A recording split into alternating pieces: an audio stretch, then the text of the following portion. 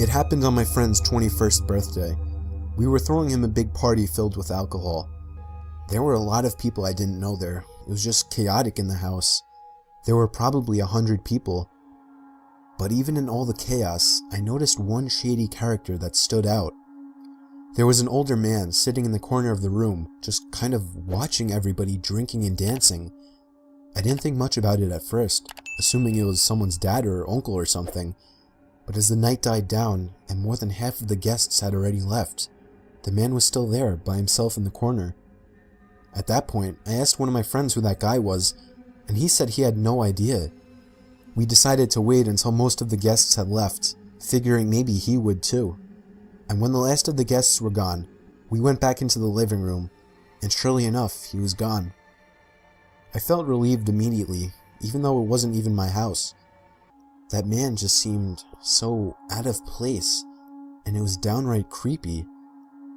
Me and a couple of other friends slept over that night. I slept on the couch in the den. Falling asleep was easy with all the alcohol running through my veins, but staying asleep was a problem. I woke up in the middle of the night, feeling insanely thirsty and having to go to the bathroom. I first went to the bathroom since it was closer, and then went up to the kitchen and got a glass of water. When I went back down to the den and laid back down on the couch, I noticed that the sliding door to the coat closet across from the couch had been slightly slid open. It was too dark to see anything else though, like anything inside of it. I felt a chill run down my spine as I remembered the creepy man sitting in the corner. The idea of that man hiding in the closet immediately popped into mind. I continued to lay still, under the assumption that he was watching me through the open door of the closet. I began to plan my escape. I could jump over the other couch and land right next to the stairway upstairs to the living room, but I just had to gather up the courage to do it. Then I saw the closet door slide open a little more, and that's when I got the courage to run for it. I jumped over the couch and ran up the stairs. I could hear the closet door fully slide open and somebody running after me. I screamed at my friends who were on the couches to wake up. All three of my friends that were in the living room woke up and looked at me as if I were crazy. I knew that we now outnumbered him 4-1, so I looked at the stairs and waited, but he never came up. My friends demanded an explanation, so I told them that the creepy man from earlier was hiding in the coat closet, and he almost chased me up the stairs. Just then, we heard the back door from down in the den open up, and we all looked at each other. We called the cops, but the man was never found. He simply left through the back door. This happened about 7 years ago, ironically on Halloween night. It was pretty late, close to midnight, so all the kids in the neighborhood had already gone home. Even our neighbors across the way had stopped playing their corny Halloween tape. You know, the ones with the creaking door sounds and witch cackling. It was just me and my cousin Q, sitting in the living room. Now, my other cousin, who was about 4 years old, had left her doll laying on the floor, face down. It was one of those baby alive dolls or something like that. The ones with the moving eyelids. Q had issues with that doll the moment it was bought. She hated it and said it was creepy. In fact, she often threw it down the basement stairs.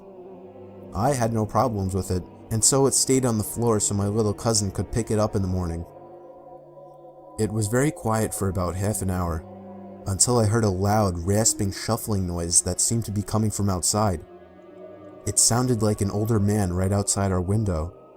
I turned to Q, who looked back at me. "Did you hear that?" "It's probably the neighbor's tape again," she said. She went back to typing on her computer. It was silent for another minute before we heard the rasping noise again, louder this time. It sounded like the man was trying to say something. I got up from the couch and peeked out the window. Absolutely no one out there, not even in the street. Our neighbor's house was dark.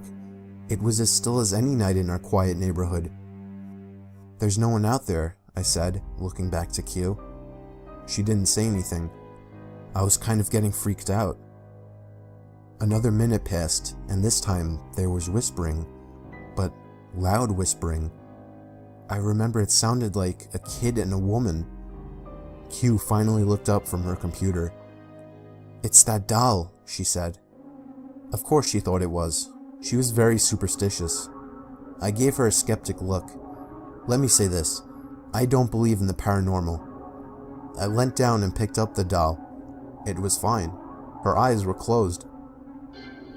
I forgot to say that it had a voice box thing in it, but it didn't have any batteries. I put it back down. No, it's not. Just leave it alone, I told her. It was silent again. I went back to my seat on the couch. The rasping started again, and I heard the man say something garbled, followed by wheezing. I jumped up from the couch. I was going to see if it was coming from the backyard. Just as I started walking, I noticed that the doll had moved a little. I picked it up again and turned it over. Its eyes were open and it was heavier than before. I dropped it and Q threw it down the basement again. I still have no idea what to think. Q denies it ever happened, and my little cousin never asked about her doll after that. I saw the doll only one time after that, on the top basement step laying on its side. This time, I pushed it down the steps. Working the night shift always sucked. I work in an office building and would constantly do the night shifts since it was the only time it would work out for me. I was just about always the only person on the floor I worked on, possibly in the whole building. There would always be a kind of eerie feeling to being in such a big building with most of the lights out and absolutely no one around. But on the upside, it was peaceful and less stressful, and I was able to get a lot of work done. There was this one night though. It was a Friday night, around 2 in the morning. I was typing away on my keyboard when I heard a noise from outside my cubicle. It sounded like just a random crack from the walls or something. It's unusual in this building, but I didn't get too concerned about it.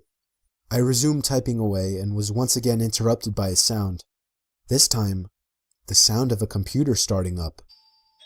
It caught me off guard. I was sure nobody else was working the night shift. I stood up on my chair to get a view over the cubicle walls. The glare of a computer screen in the dark was visible in a cubicle on the opposite side of the room. Then I did something stupid, something I regret. I asked if there was anybody there in a yell, hoping to get an answer from a fellow employee.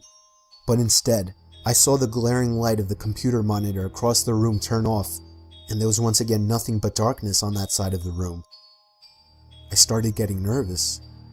I turned off the lamp and computer screen so that I wouldn't give away my position to whoever that was.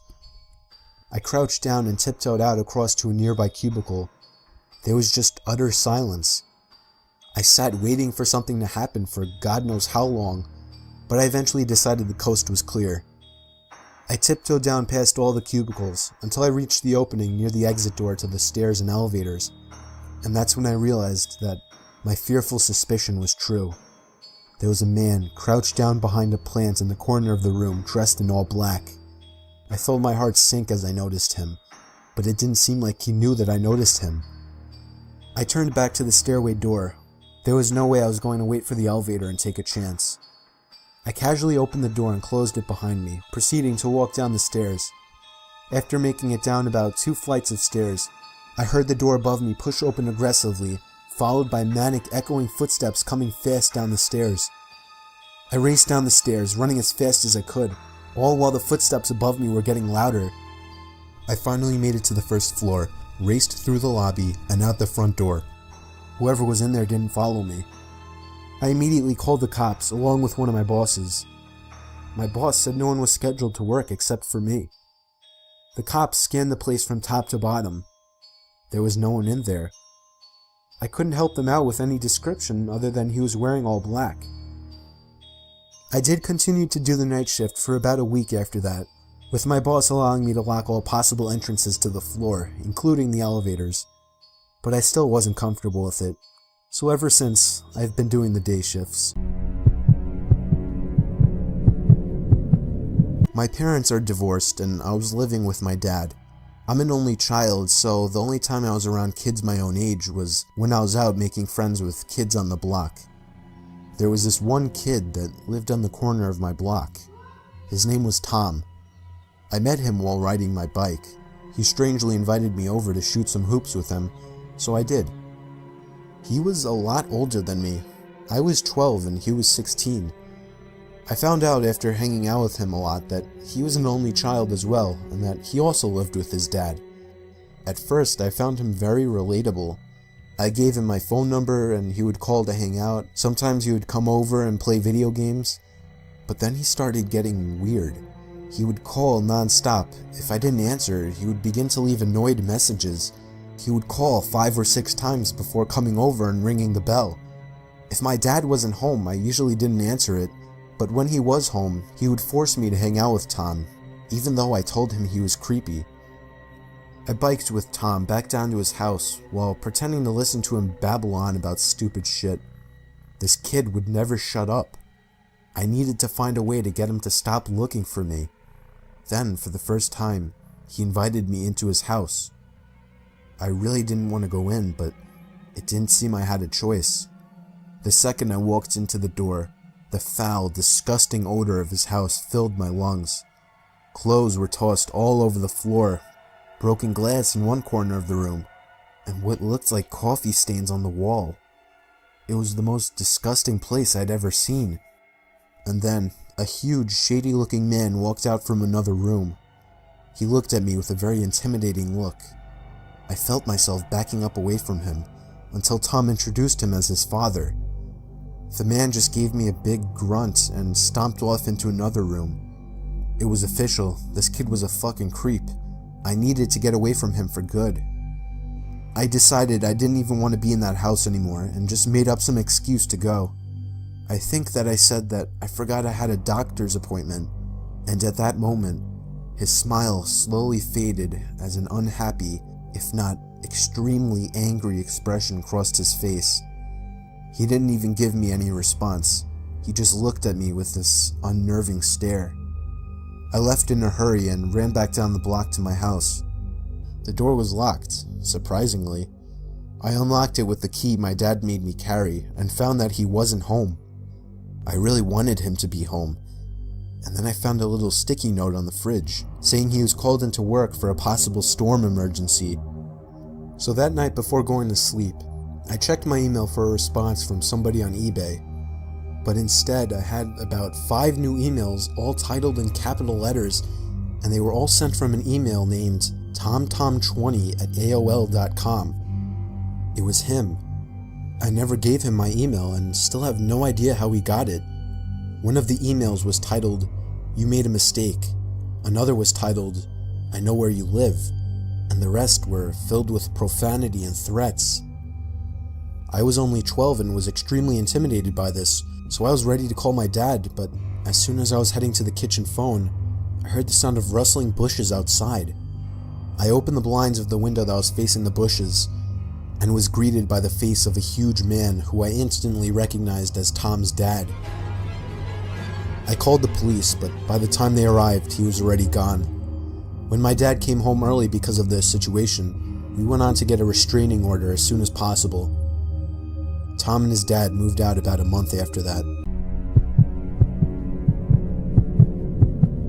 The most horrifying experience that ever happened to me didn't even directly happen to me. I have a friend that I'll call Ty. We would hang out or at least text every day, but there was this one day that he didn't respond to any of my texts or calls. I went over to his house, which was a block away, to see if he was alright. I knocked and rang, but he didn't answer, which was weird because his car was there. I got the feeling he wanted to be left alone. But late that night, I got a FaceTime request from an unknown number. I cautiously answered it with the camera aimed away from my face. A face popped up on the screen, and it was Ty.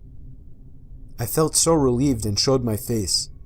When I got a little better look at his face, I noticed he looked different, like a lot more tired and, I don't know, paranoid, I guess. And he was also in an unfamiliar room. I asked him where he was and why he wasn't answering, to which he responded that he was fine and he was at home. I asked him whose phone he was using, and he just took a long pause before answering. He just blankly stared at the camera until finally answering that he was using his uncle's phone. That was really weird, but before I could question him further, he all of a sudden demands that I lend him $10,000 and that he'll pay me back. I can't help but laugh at this until I see that he's serious. More than just serious. His facial expression filled with what looked like worry. I asked him why the hell he needed so much money, and there was once again a huge pause, with him just staring into the camera. He finally says he has to go, and with that, the call ended. It was probably one of the weirdest and most unnerving experiences of my life. I had never seen him act so weird. Something was clearly wrong with him. But it was late, and I figured I would just go over to his house tomorrow and talk with him. The next day, first thing in the morning, I went straight over to his house and rang the doorbell about 10 times. He didn't answer. I eventually gave it up as a lost cause. If he wanted to act sketchy, that was his problem. But late that night, around the same time, I received another FaceTime call from another unknown number. I answered it, and it was again Ty. But this time, he looked like shit. His hair was a mess. He had a cut on his forehead.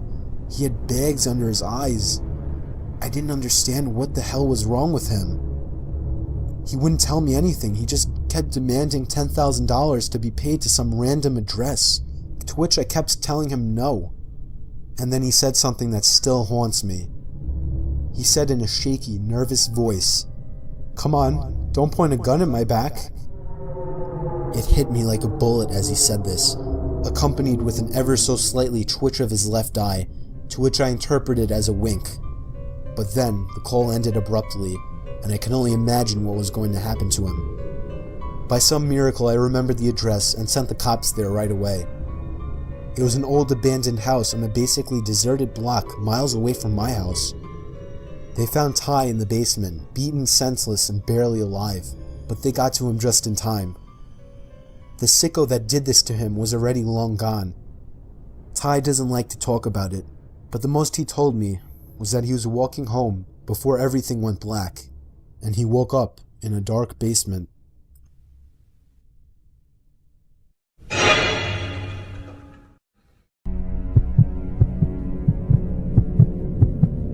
This is a very weird story that took place a few months ago. I still live in the same house this happened in. I have an electrical outlet under my bed that I use to charge my phone with. I leave my phone up on the ledge above my bed every night, usually using it as an alarm. However, something strange started happening on a Monday night in February. I woke up to my alarm clock blasting. Only it was still dark out. I looked at my actual alarm clock sitting on my desk. It was 4 in the morning. I wasn't sure if I'd accidentally set a new alarm. The alarm was titled Down. I unset it and went back to sleep, not overthinking it. The next night, I woke up again to the sound of my phone's alarm clock blasting. I saw that the time was 3 in the morning, and the alarm clock title was set to Beneath. No way had I set that alarm. I would remember something like that. I figured my brother was playing a joke on me somehow. The next morning, I told my dad to tell him to stop messing with my alarm clock, that it's interrupting my actual sleep on school nights. But he swore on his life that he had never touched it, and I kinda believed him. That night, I put a password on my phone and wrote it on a sticky note just for safekeeping. I hid the sticky note on the wall behind my bed and made sure no extra alarms were set. The only one was set for 8 a.m. I fell asleep, but once again, I woke up to the blasting alarm clock in total darkness. 2 a.m. The alarm was titled The. I was a little freaked out now. Something was really wrong with my phone. I was sure someone was hacking into it. The next day I left it off for the whole day in hopes that whoever was messing with it would forget about it. And that night I used my actual alarm clock on my desk as an alarm instead. I set it to 8 a.m. and went to sleep, but when I woke up, there was once again no sunlight. My alarm clock was off, so I couldn't see the time. It was my phone. It had been moved to the ledge, but the alarm clock sound wasn't the usual marimba. It was some kind of distorted screaming sound.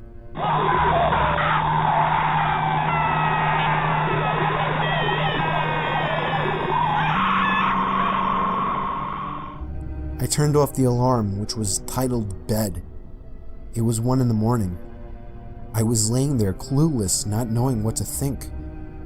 My phone was at 10%, so I reached down under my bed to try and find the charger that's normally plugged into the wall.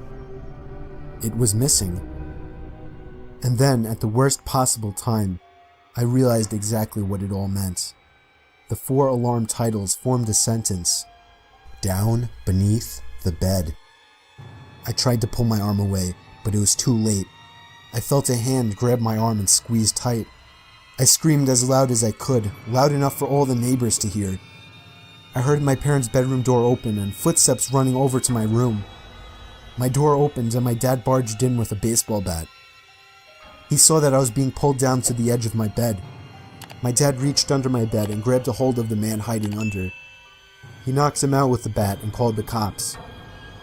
The man clearly didn't plan that out, as he basically trapped himself under my bed. Police told us that he was a registered sex offender who had been arrested 10 times. He's extremely messed up in the head and clearly gains pleasure from messing with and scaring his victims. It scares me the most that he was in our house and under my bed for 4 days.